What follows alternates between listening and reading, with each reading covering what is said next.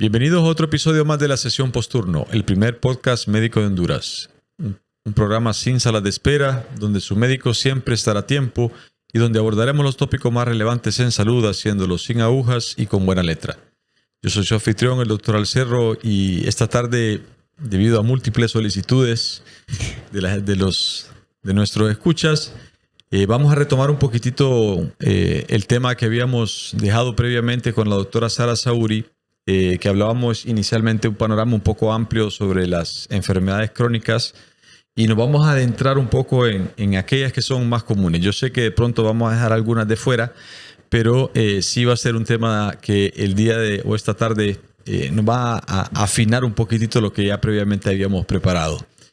Este programa llega a ustedes gracias al gentil patrocinio exclusivo del Hospital Centro Médico Hondureño, por generaciones su hospital. Voy a volver otra vez a hacer una nueva introducción, pese a que ya es una amiga conocida.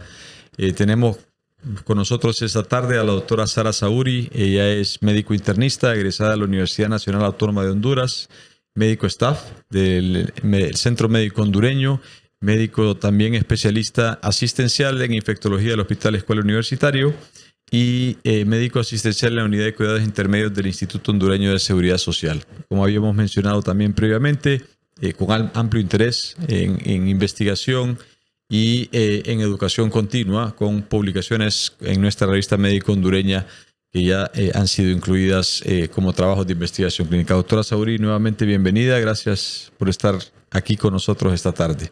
Gracias, doctor. Un placer siempre acompañarlos, ¿verdad? Y pues espero también sea de provecho este podcast. Bueno, en definitiva, creo que ha dejado con muchas inquietudes a nuestros escuchas y por esta nueva invitación para tratar de ver si podemos ahondar un poco más los detalles, específicamente dentro de estas enfermedades crónicas comunes, tal vez enfocarnos, que creo yo que en la más amplia cantidad de población que la sufre. Vamos a hablar específicamente de la diabetes y de la hipertensión, si quiere, para que nos quedemos un poco más centrados.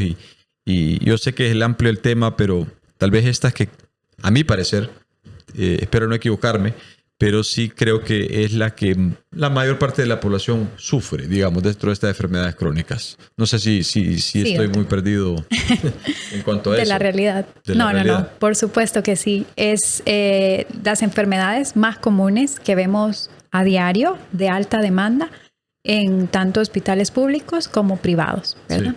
Sí. Entremos un poquito en materia de la diabetes. Se ha mencionado dentro de los libros y con alguna frecuencia que existen dos tipos de ellas. ¿Cómo diferenciarlas o qué características tiene o cómo las pudiéramos diferenciar o explicar cada una de estas dos? Ok, bueno, sí, ¿verdad? Para nuestra población, ¿verdad? Vamos a definir de manera sencilla, ¿verdad? Porque sabemos que pues no queremos llegar más a confundirlo, ¿verdad? De cuanto a la diabetes tipo 1, ¿verdad? Vamos a hablar sobre estos pacientes que tienen un factor genético muy fuerte y además de eso que son básicamente todos aquellos que no producen insulina. La insulina, ¿verdad? Es una hormona en la cual nosotros pues podemos realizar muchas actividades, como incluso influye en el crecimiento del ser humano, ¿verdad? Y pues afecta a muchos otros órganos. Entonces, este paciente diabético tipo 1 no produce esta hormona, ¿sí? Básicamente, esta es la diferencia con el diabético tipo 2, que se presenta tal vez en una etapa más grande o más ya más mayor, ¿verdad? El paciente ya de 50, 60 años, que ya presenta alteraciones en el ciclo de la glucosa, ¿verdad? El páncreas sigue produciendo esta hormona de insulina, sin embargo, no produce suficiente como para controlarla y hacer todas las funciones que tiene que hacer en nuestro cuerpo. Entonces, por eso vemos al diabético tipo 1 desde niños, jóvenes, adolescentes y adultos, y el diabético tipo 2 ya viene más grande. También, ¿verdad? Nosotros pues podríamos hablar de un tipo intermedio que cumple tanto con características de la diabetes tipo 1 y la diabetes tipo 2. Nosotros lo llamamos LADA, ¿verdad? Este diabético tiene de los dos, ¿verdad? Ok. Pero es algo pues que está mencionado en guías y que no se ha reconocido pues de manera oficial. Sin embargo, sí hay, ¿verdad? Paciente de 30 años que se presenta con una complicación aguda y ya tiene otros factores, es obeso o tiene estilos de vida pues no saludables como alcoholismo, ¿verdad? Y esto pues lo ha conllevado a que sea diabético. Pero básicamente para toda nuestra población existe el que no produce insulina y el que produce poca insulina. Entonces, esa creo que sería una diferencia importante para que nuestra población pues sepa. Y en esa misma dirección, considerando que el diabético tipo 2 de pronto siempre es aquel que pues produce de una manera insuficiente y como parte del proceso degenerativo que claramente todos nos vamos deteriorando, ¿se pudiera realmente decir que todos vamos a llegar a ser diabéticos? No, ¿verdad? No todos llegamos a ser diabéticos. Sin embargo, ¿verdad? El paciente que no tiene ningún factor genético, pero que toda su vida ha comido mal y se ha dedicado a ser sedentario Sí. y que llega a la senectud ya con este estilo de vida, entonces es muy probable que llegue a ser diabético ya en su vejez. Mientras que el paciente que tiene familiares diabéticos y ha sido saludable toda su vida, no solo porque sea mayor, ¿verdad? Va a llegar a presentarlo, va a llegar a una vida plena sin tener diabetes, ¿verdad?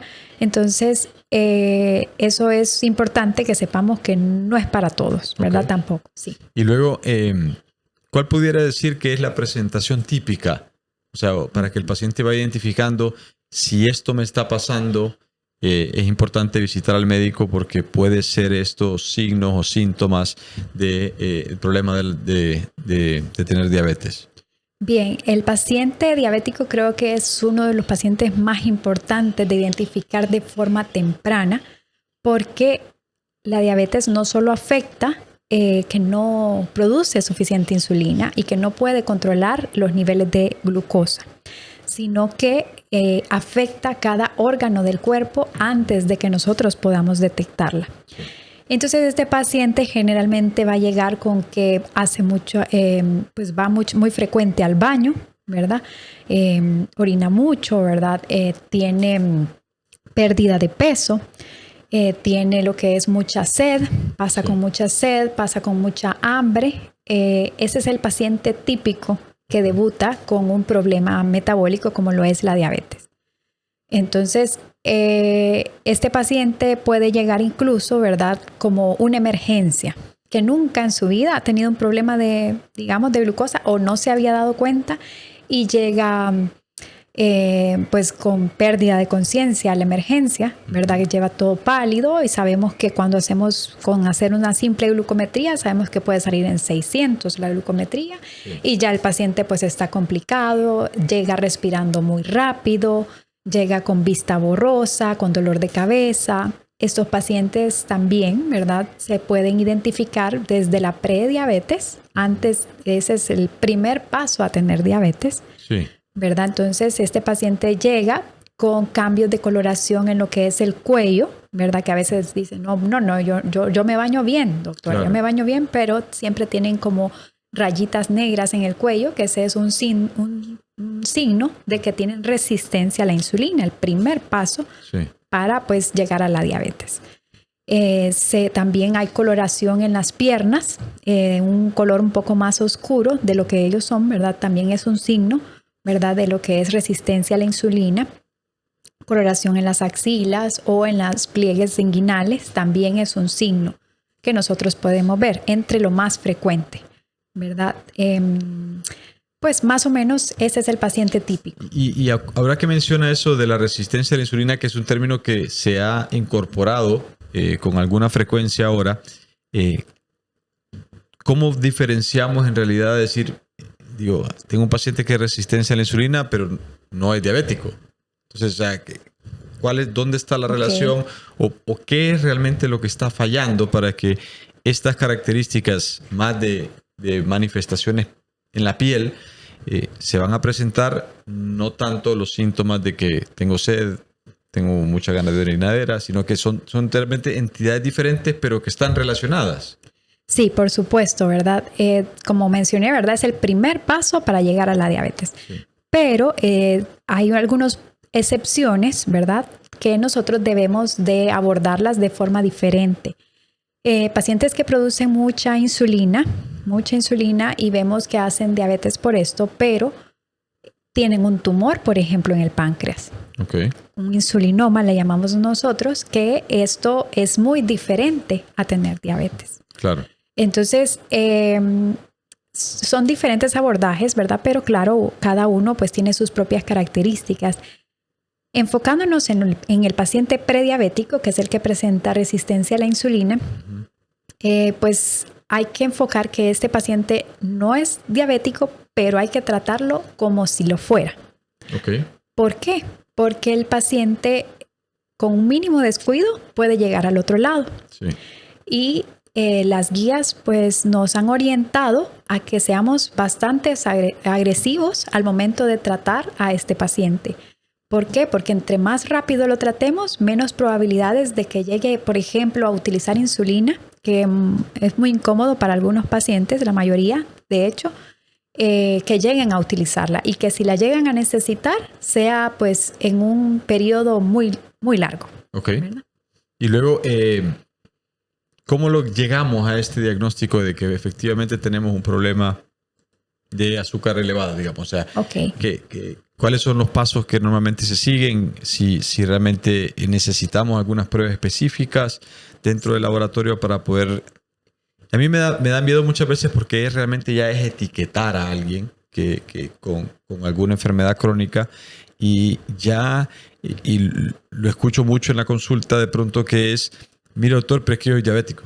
Entonces, como que eso ya significa que yo no me puedo operar, que me van a cortar las piernas, que ya hay un montón de consecuencias porque ya tengo la etiqueta que van a venir con este problema. Pero lo hablaremos de a poco, pero lo que sí le diría es el primer paso es cuáles son los pasos a seguir o cómo normalmente es el proceso para llegar a decir, mira, sí, efectivamente ya estás dentro de estas características, ahora hay que tratarlo como una enfermedad crónica. Ok, ¿verdad? Hay criterios para establecer el diagnóstico de ser un paciente diabético. Entonces, ¿qué es lo que podemos nosotros identificar en nuestro paciente? Por ejemplo, ¿verdad? Nosotros lo que podemos ver es una glucometría, una simple glucometría antes de alguna comida, sí, en ayunas. Esa glucometría nos orienta a que el paciente pues, puede ser prediabético o diabético, como por ejemplo una glicemia al azar que sea mayor de 200, ya nos dice que este paciente es diabético, ¿verdad? Ese es uno de los criterios. Okay. Siempre tiene que verse la clínica. Entonces, en la clínica, como mencioné inicialmente, ¿verdad? Puede ser que este paciente va mucho al baño, que ha perdido peso sin una causa pues identificable, que pasa tomando mucha agua porque pasa con mucha sed, ¿verdad? Todos estos síntomas tiene que presentarlos el paciente. Y además de los signos clínicos que podamos encontrar en el paciente. Esto más el laboratorio nos va a hacer un diagnóstico de diabetes. El mejor examen para diagnosticar a un paciente diabético es la curva de tolerancia a la glucosa. Okay. Muchas veces nuestro paciente diabético solo se guía por tal vez una hemoglobina glicada, que es muy buena, que una hemoglobina glicada lo que nos dice es cómo ha estado el paciente durante los últimos 3 meses la glucosa. Sí. Pero no nos podemos quedar con eso.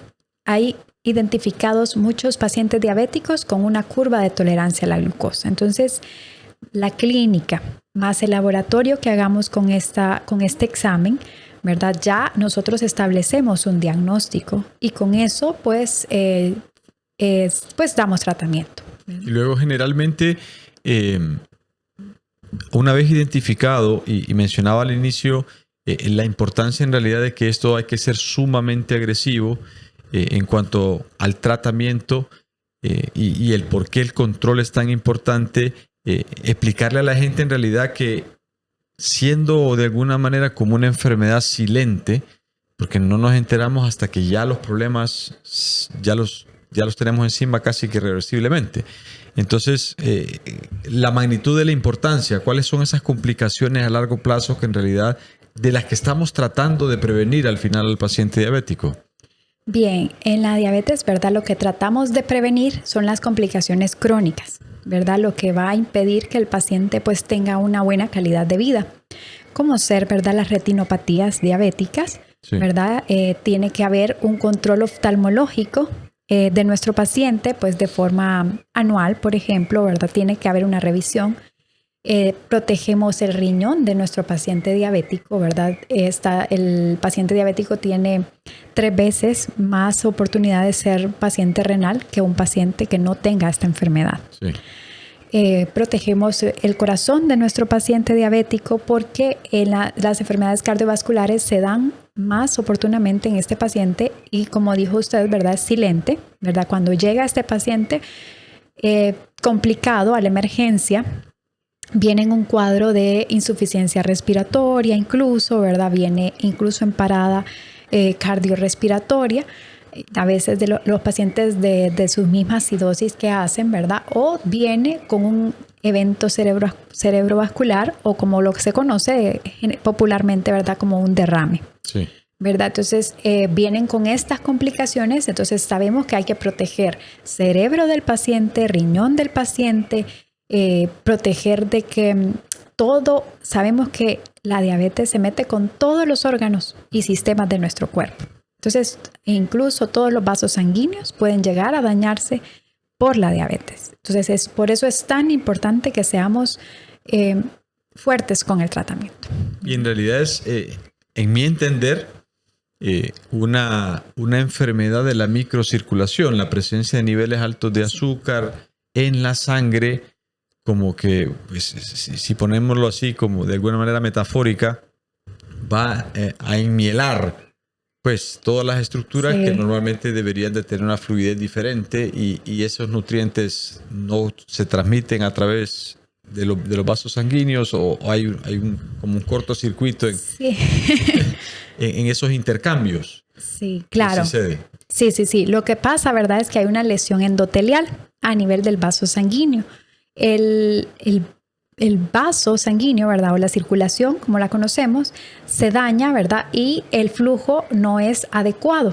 Entonces empiezan a presentar algún tipo de enfermedades que me imagino que usted enfrenta a diario, ¿verdad? Las enfermedades arteriales periféricas o las insuficiencias venosas, ¿verdad? Una vez dañada este vaso sanguíneo y hay un flujo que no es el adecuado, no hay aporte suficiente de nutrientes, entonces empieza a dañarse las válvulas de las venas, empiezan a haber placas de colesterol, placas de grasa dentro del sistema sanguíneo y esto produce enfermedades cardiovasculares, enfermedades pulmonares, enfermedades cerebrales y obviamente tiene un efecto importante en la salud del paciente. Y pasándonos así un poco brusco a otra de las enfermedades comunes como ser la presión alta,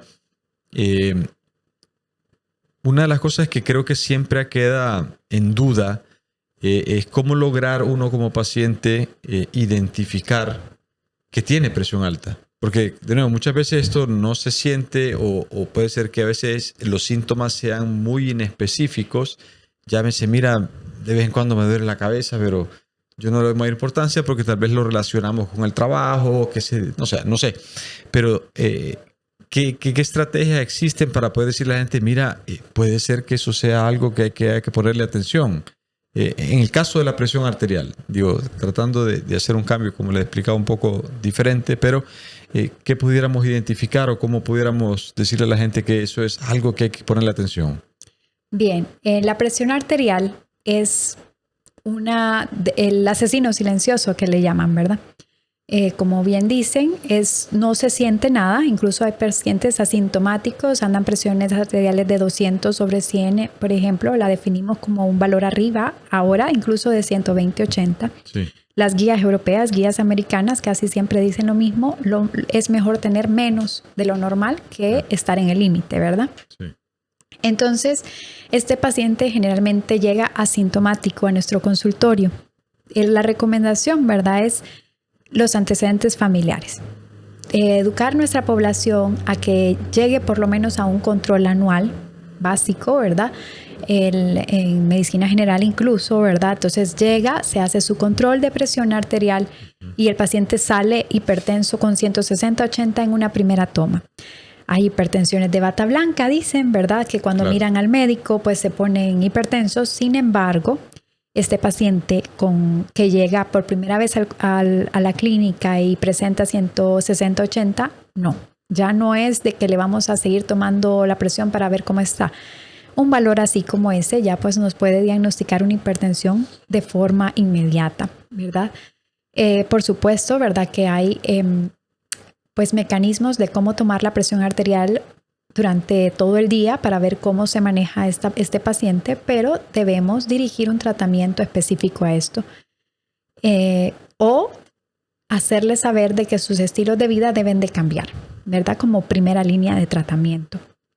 Este paciente va a llegar con dolor de cabeza, ¿verdad? Con dolor de cabeza es un síntoma común que presentan estos pacientes. Visión borrosa a veces.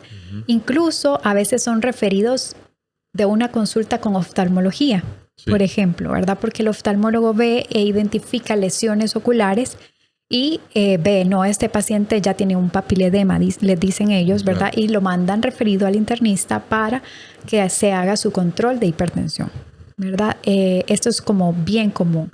También, ¿verdad? El paciente puede llegar con complicaciones más graves como un evento cerebrovascular, ¿verdad? Un derrame, que es lo que le conocemos, ya viene con disminución de la fuerza en cierta parte del cuerpo, ¿verdad? No se pueden mover, pues no pueden cerrar el ojo, ¿verdad? O pues no pueden controlar la saliva de este lado. Entonces ya ellos ya tienen sintomatología de que hay un daño por ser las presiones tan elevadas que el flujo sanguíneo cerebral pues no lo pudo soportar y tuvo pues este evento. O nos llegan también como un infarto, ¿verdad? Como un síndrome coronario, que llegan con angina, con dolor en el pecho, ¿verdad? Este paciente ya llega con complicaciones. Entonces, la recomendación al paciente es que se haga un chequeo anual y mucho más si tiene pues antecedentes familiares de padres, hermanos que tengan hipertensión arterial y sobre todo en edades tempranas, ¿verdad? Que hay que abordar diferente al paciente joven que al paciente adulto. Y luego que una de las cosas que siempre no queda muy clara, y quiero que ver si podemos tratar de hacerle entender un poquito a la gente, es cuál es la mejor manera de poderse tomar la presión. O sea, porque, y luego que al momento que uno se hace un monitoreo, entiendo que debería de ser, mira, lo vamos a hacer pues, todos los días a la misma hora, no puede ser en horas diferentes, no puede ser cuando te dé la gana, puede ser después de que hagas ejercicio, no puede ser, o sea, hay ciertas condiciones en las cuales hay modificaciones normales de la presión arterial. Entonces, cuando estamos tratando de identificar a ese paciente hipertenso, sí tenemos que hacerlo diferente si realmente quiero tener una visión general, real de lo que le está pasando y poder decirle, sí, efectivamente tú eres hipertenso y necesitas tratamiento. ¿Cuáles son usualmente esas consideraciones o cómo es la conversación que se tiene con el paciente que uno está queriendo identificar como hipertenso? Ok, condiciones que nosotros tengamos que identificar con nuestro paciente, pues primero, ¿verdad? Ver si el paciente padece de alguna enfermedad renal crónica, ¿verdad? O, bueno, el abordaje de un paciente hipertenso inicial, ¿verdad? Pasamos siempre clínicamente, luego hacemos exámenes de laboratorio, luego hacemos estudios de imagen, pero básicamente, ¿cómo hacer el abordaje? La pregunta más dirigida es, no tengo claro que el paciente sea hipertenso. O sea, ya. Me queda la duda para monitorizarlo. Entonces, ¿cómo lo establezco? ¿Qué instrucciones le daré para decirle, mira, esta es la manera en cómo debemos de hacer este registro? De monitorizarlo. Porque entiendo que nos vamos a tomar la presión una vez al día para ver si efectivamente es claro o no es claro. Porque a veces nos pasa que el paciente, no, es que fíjese que me acaba de morir un familiar, entonces ahora tengo la presión alta. Pero ojo, porque puede ser nada más la situación que está produciendo el problema. Entonces, ustedes cuando enfrentan esa circunstancia donde de pronto no esté claro, entonces, ¿cuáles son las recomendaciones que normalmente se le dan al paciente para abordar esto? Bueno, como mencionamos inicialmente, ¿verdad? Hay un monitoreo estricto, un Holter, ¿verdad? Le llamamos, ¿verdad? Que es un monitoreo de presión arterial durante, incluso puede ser 24, 48 o 72 horas. Sí. ¿Verdad? Es un monitoreo que usted pues tiene un aparato que le va midiendo la presión, se les coloca ese aparato y va midiendo presión durante día y noche, no se retira, ¿verdad? Y pues sabemos, ¿verdad? Que por ejemplo en la mañana puede amanecer el paciente con cifras tensionales bajas y ya por la tarde pues pueda tenerlas más altas dependiendo de la temperatura, dependiendo del nivel de estrés que maneje el paciente ese día, dependiendo de las situaciones que enfrente ese día, sí. Dependiendo de todo esto. Entonces el monitoreo con este aparato pues nos indica, ¿verdad? Que el paciente se hipertensa cuando está en situaciones de estrés. Claro. ¿Verdad? Entonces, revisamos al final del día cómo ha estado este monitoreo y de acuerdo a eso, pues podemos decidir si damos un tratamiento o si el paciente lo único que necesita es terapias de relajación, por ejemplo. Este es un monitoreo, es de las mejores herramientas que tenemos. Una. Si no, el paciente, hay mucha inteligencia artificial, ¿verdad? Y sabemos que hay aparatos que miden la presión arterial en casa. Uh-huh. Para no identificarlo, es claro que no es muy certero o muy, como le digo, como muy preciso. Okay. Sin embargo, nos da una idea de cómo puede estar nuestro paciente. Entonces tenemos relojes inteligentes, ¿verdad? Tenemos monitores de presión arterial en muñecas, en brazo, ¿verdad? Podemos encontrarlos en pues, donde venden equipos médicos para que el paciente se monitorice en su casa. Y nos da una idea, como digo, no es muy preciso, sí. Sin embargo, pues es una buena opción para el paciente que está educado en su hipertensión arterial. Y esos que utilizan este tipo de instrumentos en casa con alguna facilidad que a veces pues me lo mandó mi familiar de afuera o lo pude conseguir en alguno de estos lugares de equipos médicos, pasa muchas veces, creo, que pasa uno todo el día tomándose la presión o cada 5 minutos y eso tiende también no a contribuir a dar información del todo real, porque digo, entre más veces me voy a tomar la presión, generalmente va a ir a haber una tendencia porque igual me salió 5 milímetros de mercurio más alta de lo que esperaba, entonces ya la siguiente toma, como ya me puse nervioso porque me salió más alta, me va a salir. O sea, puede ser que en realidad no sea tampoco, como mencionaba, del todo fidedigno, que sí hay que cuidar un poquitito las características en las cuales nos tomamos la presión, que no, o sea, con alguna, no puede ser cada media o cada 5 minutos estarme tomando la presión y yo voy a ir registrando porque generalmente nos va a dar información que tampoco es fidedigna. Entonces, sí creo que muchas veces estos aparatos, pese a ayudar a monitoreo en casa, también pueden ser contraproducentes porque nos llevan al otro extremo, a que paso completamente hipertenso porque me la tomo cada 5 minutos porque veo que me va subiendo. Para nuestros oyentes le preguntaría qué recomendaciones, digo, están lidiando tanto con un problema de diabetes o con un problema de hipertensión. ¿Qué consejos prácticos le pudiéramos dar para poder manejar su problema de una manera efectiva? Sí, la verdad es que no es recomendable pues que se le estén tomando cada 5 minutos, ¿verdad? Es para un monitoreo que, por ejemplo, yo le digo a mis pacientes, se la toma a las 7 de la mañana y a las 4 de la tarde. Sí. Y esa va a ser su anotación en su cuaderno de presiones arteriales y esa es de la que me va a traer en 2 semanas. Okay. ¿Sí? Independientemente de la condición que haya realizado, usted se la va a tomar a esas horas. Okay. Entonces ese es como un monitoreo normal. No va a estar tomándosela cada rato porque se va a preocupar más, sí. ¿Verdad? Y no va a ser, pues bueno, para llevar un mejor control. Entonces, como recomendación, sí seguir pues un horario. Sí es bueno siempre establecer una hora fija para tomarse la presión arterial mañana y tarde, puede ser, ¿verdad? No tiene que ser necesariamente todos los días, pero puede ser 3 días seguidos y ya pues el resto de días quedarse tranquilo. Sí, todo está bien, por supuesto, ¿verdad? También, ¿verdad? Una dieta baja en sal es una recomendación muy frecuente que hacemos. De hecho, incluso las cantidades de sal están descritas, pero es difícil cocinar pues con esas medidas que nos traen las guías, ¿verdad?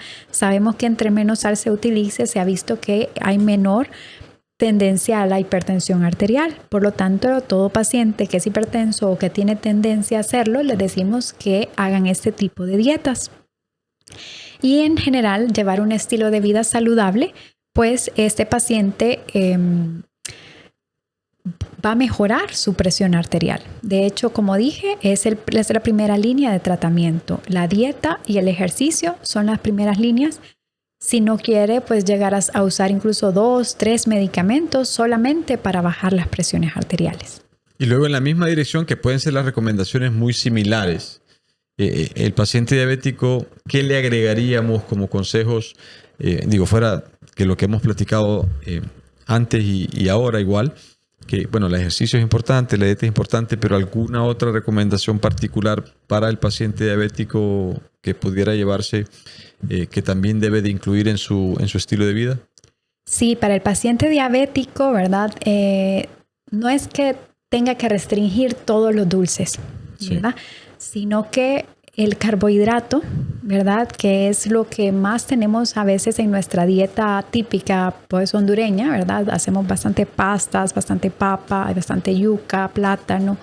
Entonces esto es lo que menos debe consumir nuestro paciente diabético. Entonces yo diría que una dieta baja en carbohidratos es una de las mejores recomendaciones para nuestro paciente diabético, ¿verdad?